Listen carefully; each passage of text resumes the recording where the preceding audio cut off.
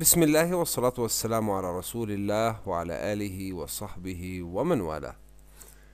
عملية البحث عبر اليوتيوب عن مقاطع معينة يعني أكيد إنها للجميع عملية بديهية، لكن في خاصية معينة للبحث.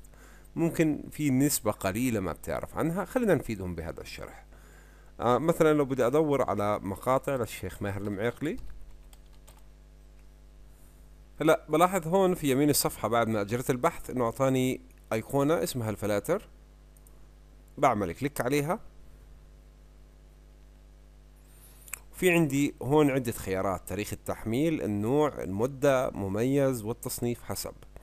طيب، أنا لو بدي مقطع قصير من ناحية المدة بضغط على خيار قصير، فبيتم فلترة البحث على كل مقطع أقل من 4 دقائق له علاقة بالشيخ ماهر المعيقلي.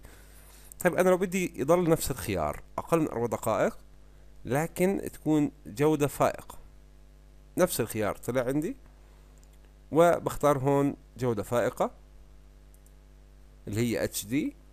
شايفين انه اشارة ال HD، وهيك بتابع حتى يعني الاقي مبتغاي عبر البحث. في حال وجود اي اسئلة او استفسارات حول هذا الموضوع برجع تركها في التعليقات. والسلام عليكم ورحمة الله وبركاته.